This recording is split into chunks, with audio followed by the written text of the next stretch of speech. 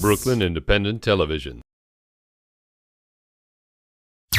This week on In the Zone, we'll engage in the world of boxing from Starret City. Alexander Coppage will give us an inside look at the 38th annual Women's Colgate Games, and I'll go one-on-one with Branden Frazier from Fordham University. All that and more on In the Zone.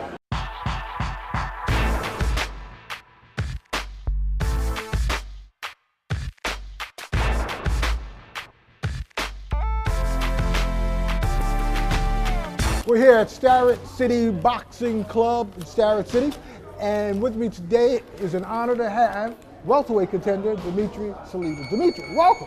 Thank you, good to be here. It's been quite a number of years, right? It's been a couple of years. Yeah, last time we were in the studio and always wanted to come out to the gym. Last time I was in your home, now you're in my home. That's right, I'm in your home, in your office. What's been happening? How have you been doing lately? Well, everything has been going okay. I've formed my own boxing promotional company, and the last 3 fights that I had were under my own banner. I promoted 5 boxing shows last year, so 3 of them I fought on, and 2 of them were different shows. A couple of boxers that came from Starret City Boxing Club fought on the shows, and a couple of top prospects from New York. So you know, it's good to be on, kind of get a feeling of the other side of the business. And I've been in boxing really since I'm a very young boy. And Starret City is really, you know, one of the centers, has been one of the centers of boxing talent. So I've been around, you know, I've been around boxing and boxing businesses. As far as career, as far as boxing, inside the ring, when are you fighting again?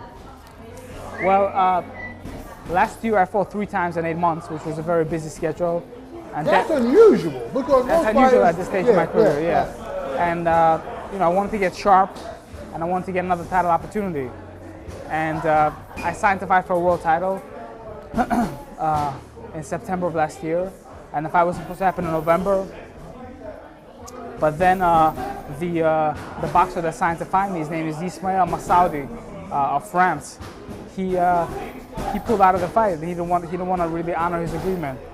So since that time, we've been going back and forth, and you know, it's been really a complicated and difficult situation for me, because I've been out of the ring for longer than I expected, or longer than I wanted. And you know, by now I was hoping that I'd be making you know, my defense. You know what I mean? So that situation is still in process. So I really don't have a date for my next fight. You think hopefully sometime later on this spring? I hope so, but I got to stay in the gym. So you know, I'm in my home in Starret City Boxing Club. Who were some of your toughest opponents also over the course of the year, or since the last time we spoke? Because you won a title, right? I won 5 different titles. You know, every opponent is difficult, and you know, probably the most difficult opponent is yourself, because you know, it's very difficult to push yourself to the limits and to push yourself past the uncomfortable stage over and over again. So once you're able to overcome yourself and you know, kind of discomforts and pains, and I think it's like that with everything. You know, you're able to achieve your capacity and achieve the goals that you have in mind. Now, when you're fighting, are you also promoting your own fights?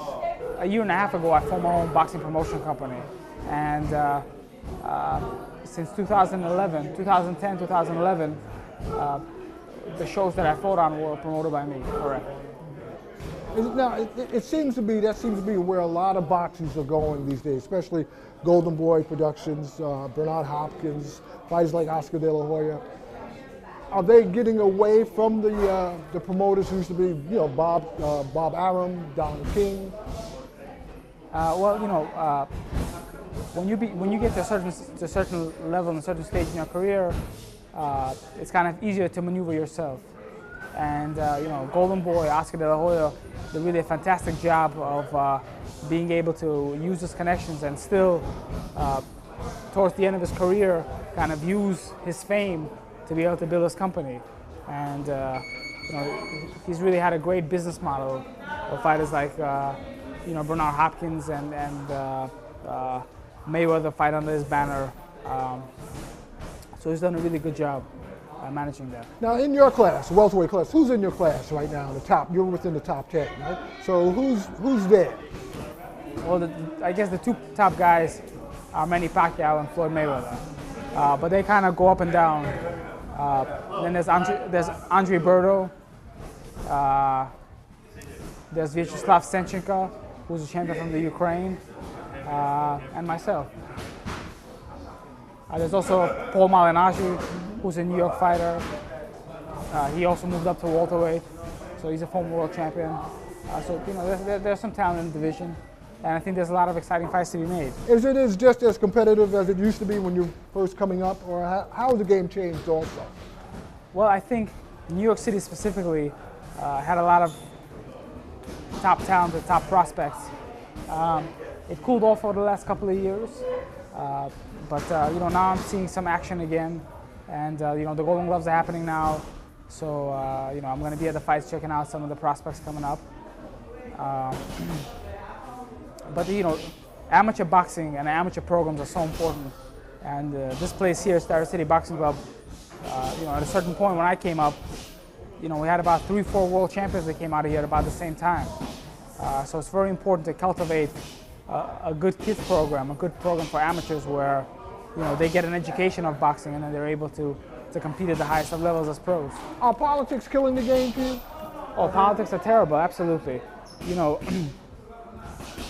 it's like the 5 families, you know. There's kind of five, 6 elite promoters that run boxing. And it's very difficult to kind of, you know, break into that. And, you know, there's definitely a lot of politics, and, you know, you see it with the Mayweather-Pacquiao fight. And, you know, sometimes when fans see 2 guys not wanting to fight each other, there's really more than that involved because there's so many different people, yeah.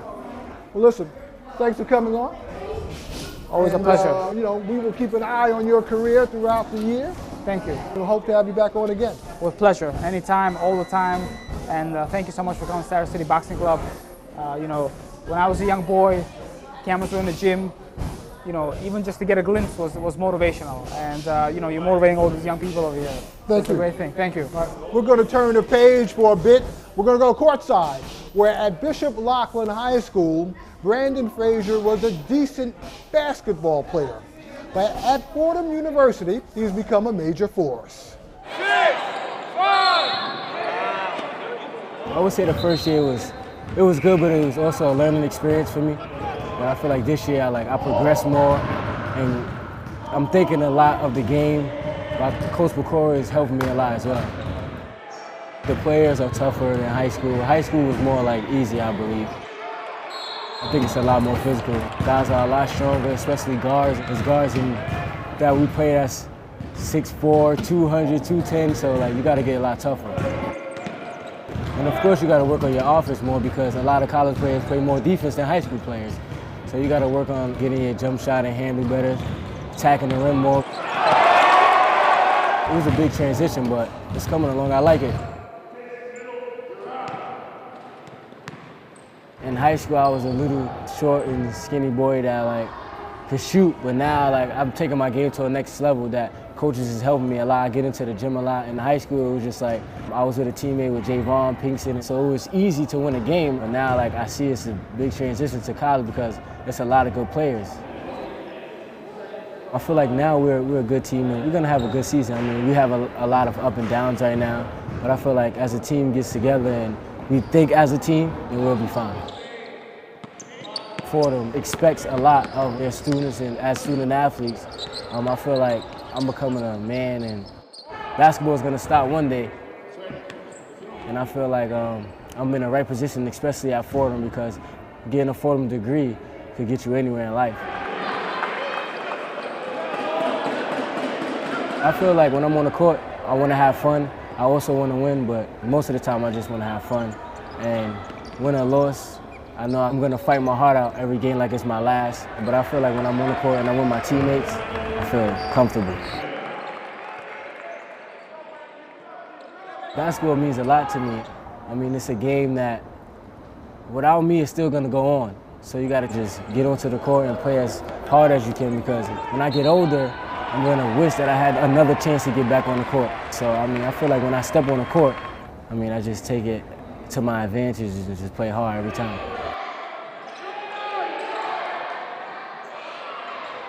Of course I would like to be a professional player, if that would be in the NBA or overseas or something like that. I feel like I could progress my game to go somewhere like overseas and have a good career there. Hopefully someone want me somewhere, and if not, I'll be going along to get a job somewhere and becoming a man out into this world, and hopefully being a person that everyone at Fordham wants me to become, and hopefully becoming a man that's very successful in life, period.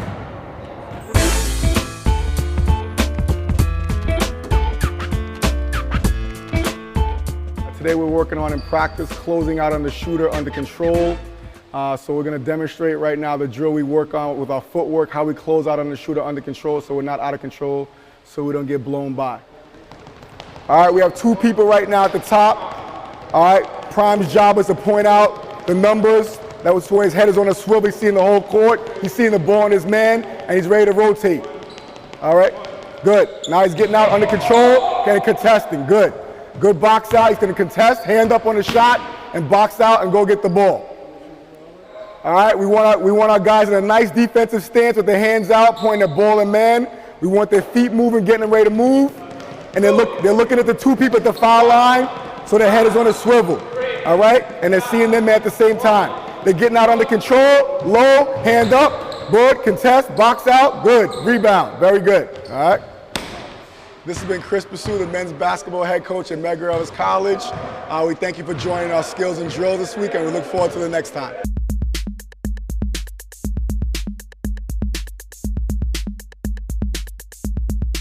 We're back here at Starret City Boxing in Starret City, our boxing club, and I have 2 distinguished boxing trainers. One who talked me into saying, you know what, you guys come to this gym, you guys don't talk to us. So he talked himself into a fight. First, I have trainer. Your name? Nimral Lorick. Kenneth Woods. Kenneth Woods, the one who talked me into it. All right, gentlemen, where is boxing these days? Good, Nimral. You. Boxing is a unique sport, you know, and it's like people look at where boxing is.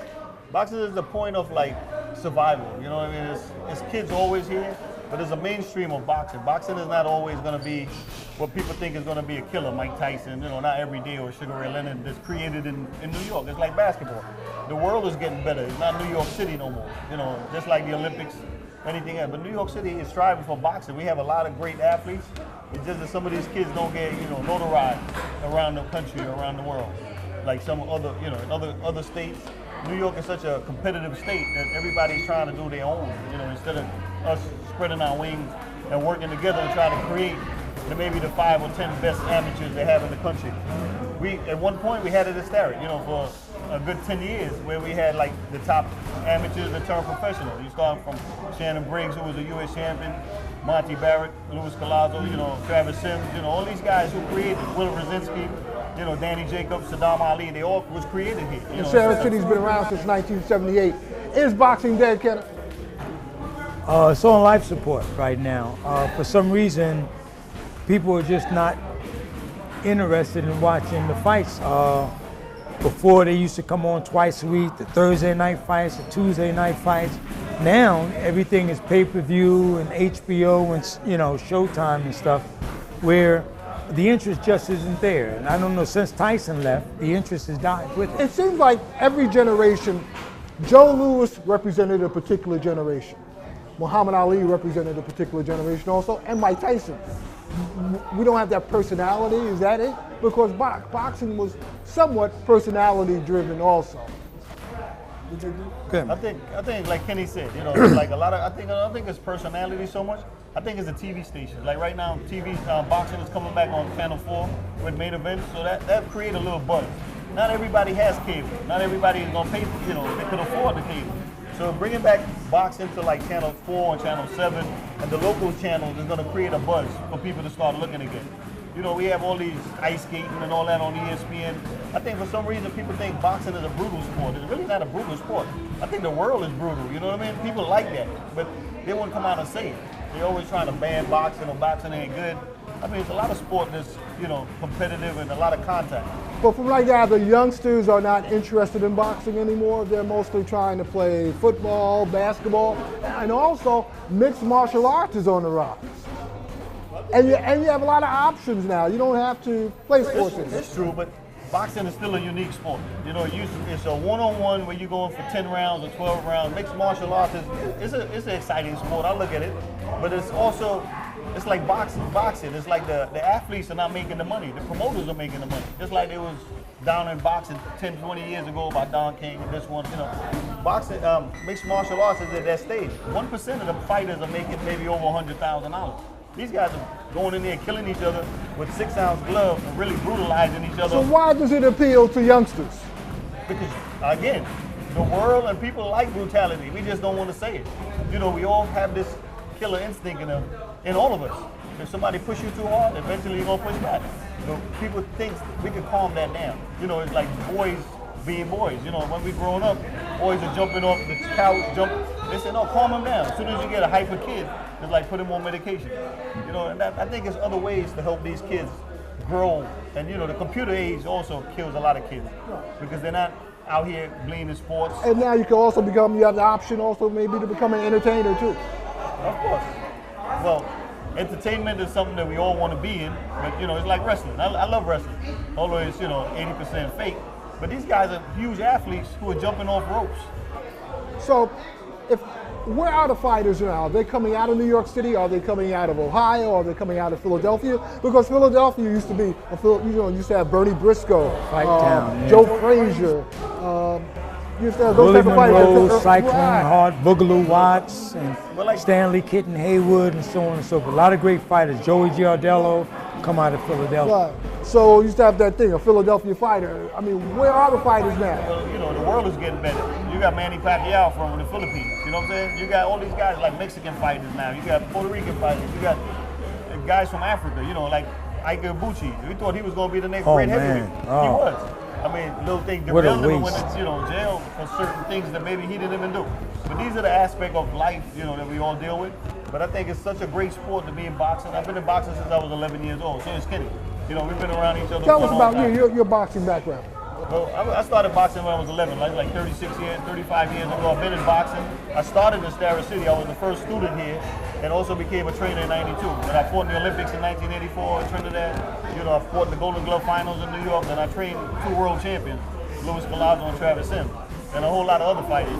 Monty Barrett, Vinny Madelone, Jadon Codrington, who fought in the contender final in the Sugar Ray Leonard tournament they had. So, I've been exposed to a lot in boxing and in human nature. And these kids, sometimes they just need a support system.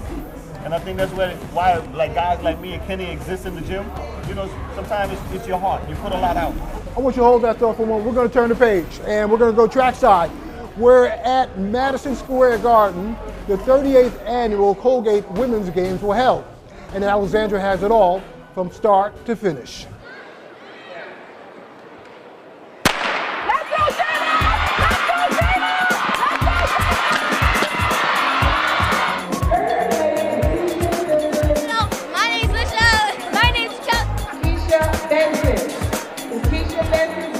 When people think of Colgate, they typically think of toothpaste and cleaning products. But in New York, they think of the Colgate's Women's Games, a legendary track and field event for women of all ages. And it's the nation's largest amateur track series for girls from elementary school through college. This has just been our 38th year. I don't feel that old, but I've been here a while.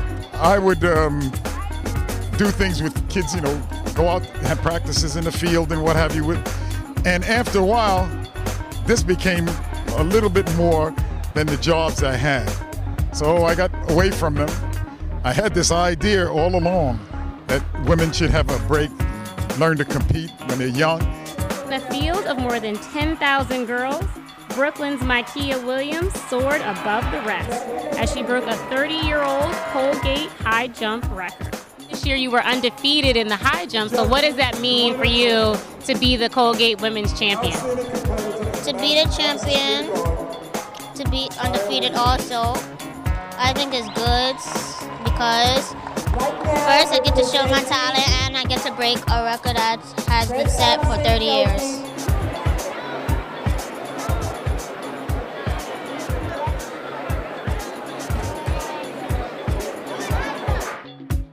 Former Colgate athletes like Janine Morris, who won the 800-meter run, come back to the legendary meet to inspire future track stars.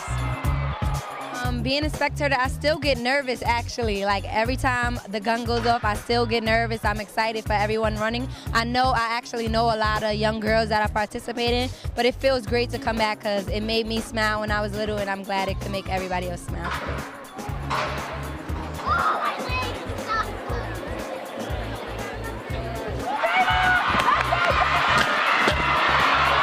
I think Colgate Women's Games just means being free, because when you're running, you just feel free and you feel like you're yourself. And on the track, you don't have to be anyone else but yourself. For girls in elementary school to young women in college, the Colgate Women's Games has provided athletic competition and endorsed academic achievement for the last 38 years and counting.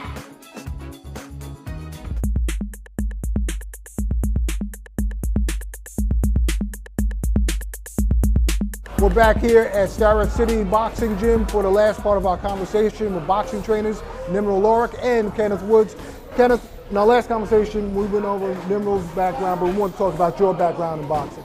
I started boxing when I was 11, 12 years old, started going to the gym.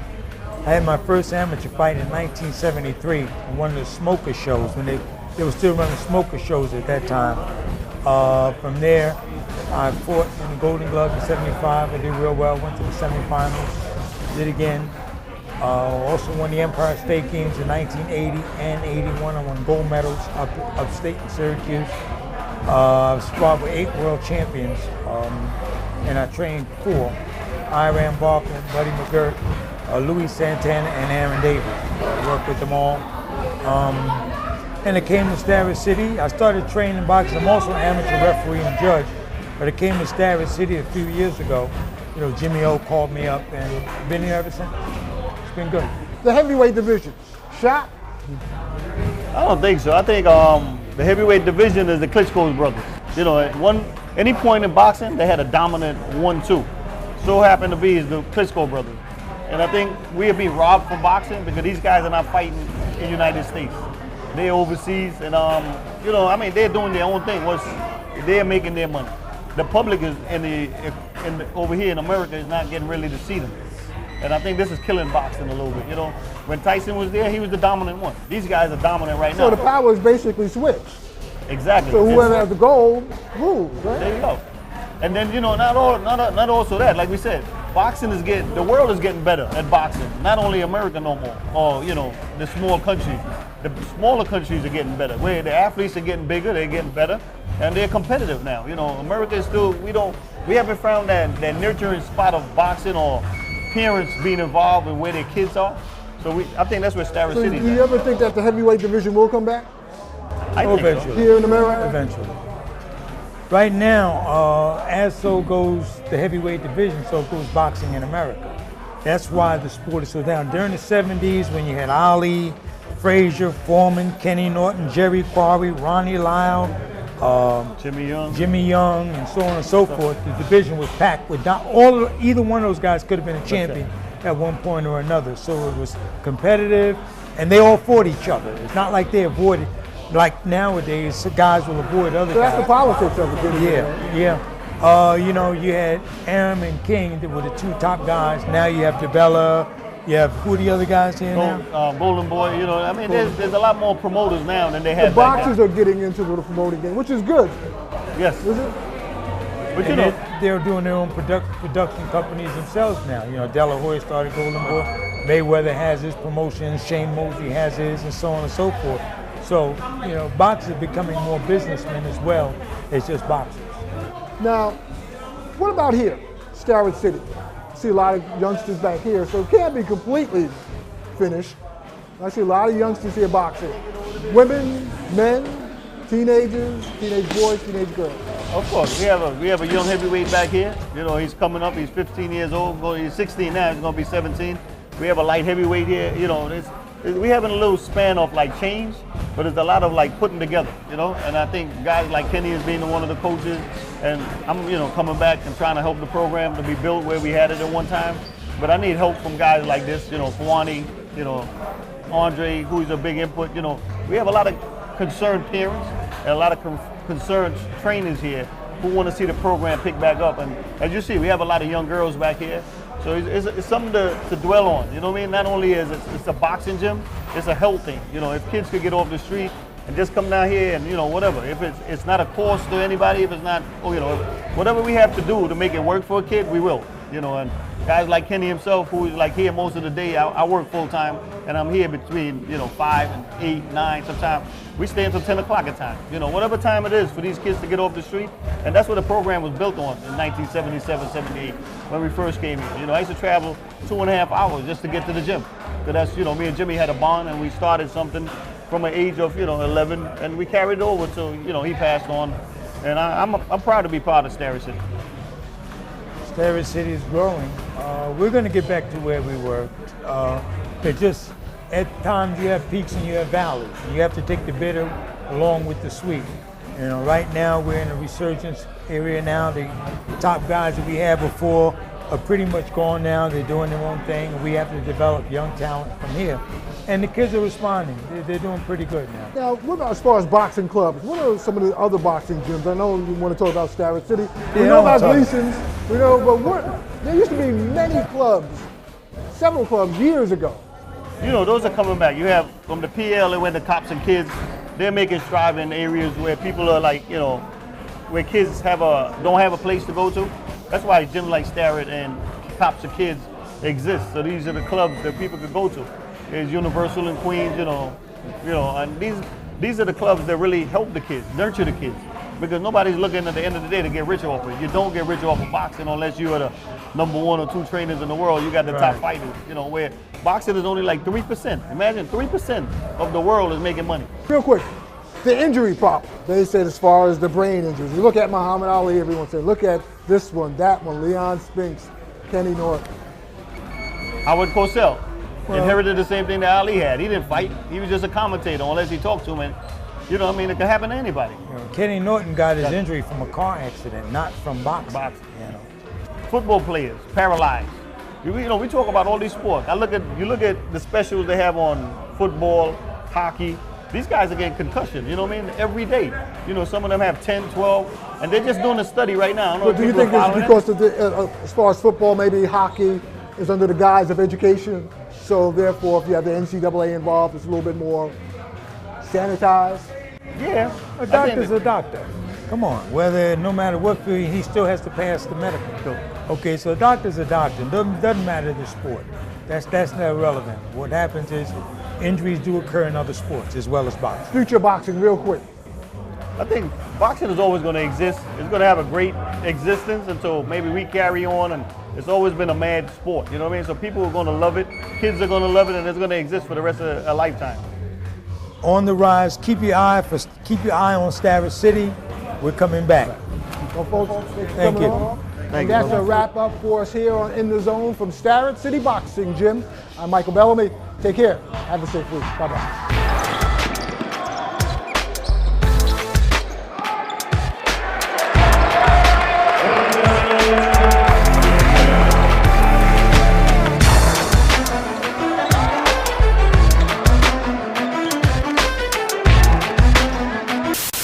Watch this and other Brooklyn Independent Television episodes online at brickartsmedia.org/BIT.